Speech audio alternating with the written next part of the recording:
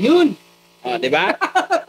Magandang araw mga kaibigan. Ngayong araw pala ako nakapag-decide na magpakulay ng mugs kay Baby Max. Siyempre dito na tayo sa mabilis, gawang pulido at presyong pangmasa. 2 o hanggang 3 oras ay tapos na, makakauwi ka na sa inyong tahanan. At sa murang halaga, siyempre bigyan nyo kong panahon para maikwento ko sa inyo kung saan ito banda sa Caloocan. Kaya tara, let's go! At syempre ako na rin ang nagbaklas sa gulong ko para mas madali ang trabaho. Pagkatapos ng baklas ng gulong ko, ginawa na pala nila, tinanggal ang gulong. Ang kagandahan dito, meron silang machine pang tanggal sa gulong para hindi masira ang iyong mugs. Nakikita nyo nga, meron nga tire sealant. Dahil nung last endurance ko, naglagay ako ng tire sealant. Ang advice naman sa akin, wag na daw ako mag tire sealant. Sa sobrang excited ko, pumunta ako sa kabila sa painting area. Nakita ko nga si Robin, inabangan yun sa kanya. Naisip ko nga, inabangan niya baka angkinin pa ng iba.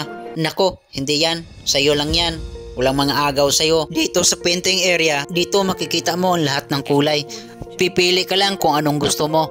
Pero sa akin, gusto ko sanang candy blue. Pero paubos na, parang iniiwanan ako sa ere. Maubusan man ng candy blue, pero may choices pa ako. Kasi merong puro blue, glossy pa. Parang kasabihan lang, may aalis, may darating. Huwag mong ipilit kung toxic na. Char! Oh yes! Habang si Bunso busy sa pagpipintura at ako naman hindi ko maiwasan na mag-iwan ng marka. Paglagay tayo ng sticker dito sa oven niya, hindi pa ako nakadikit, natapos na siya sa ginagawa niya. Ganyan kalupit si Bunso. Tapos na? Oo, nakasala na. Tapos na. Diyan niya kabilis, oh. Si Bossing pa tumira. Wala ka. Oh. Walang 10 minutes na, Bossing, ha? Wala. Oh, mga 2 minutes, 3 minutes lang. Ito na? Oh! Maganda to. Yun! Oh, di ba?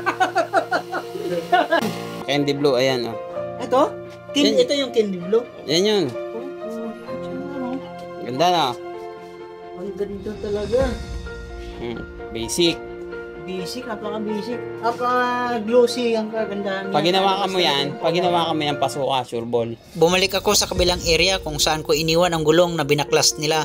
Yun na nakita ko, nililinis na ni Kuya. Pero may napansin ako, nakakap kahit gabi pa. Baka sun reaching spirit yan. Oh yeah! Maglalagay na sa oven. O dyan, mainit yan. Oo, kain yan. Oo.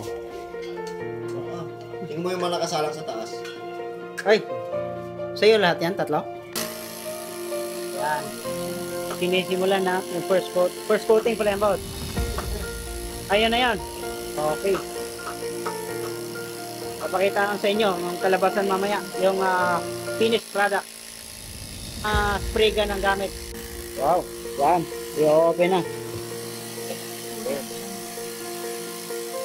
Alright guys, ito na yung pangalawa nating mugs. Yan. Gusto natin mag-spray dahil nga 2007 pa ako nag-spray man. Kumbaga, iba naman yung spray ka ng gamit. Siyempre dahil meron tayong skills sa pagiging sprayman, nakipermiso tayo kay Bunso na mag-spray tayo. Subukan ko ang pagiging sprayman ng powder coating dahil ang gamit ko dati yung spray gun talaga na mayroong tangke. Pentura naman talaga yun. Iba talaga ang buga ng pentura at saka powder coating. Sa mga nagtatanong pala kung saan ito magpapagawa, dito lang yan sa Tinapay Official. I-search nyo lang ang kanilang FB page. Sa mga pupunta, i-search nyo lang sa Waze ang Gawang Tinapay Sandblasting and Powder Coating. Dito lang yan sa likod ng Barangay Libis Baysa, Caloocan. Likod lang ng Barangay Hall. Napakabilis dito at gawang pulido. Magaan pa sa bulsa, maasahan pa. Sa halagang 2,500 dito sa Inmax pababa. 17 pataas naman ay nasa 3,000 pesos. I-PM nyo na sila. Kaya dito na kayo magpapagawa, papaganda sa inyong mga motor. Oh yes!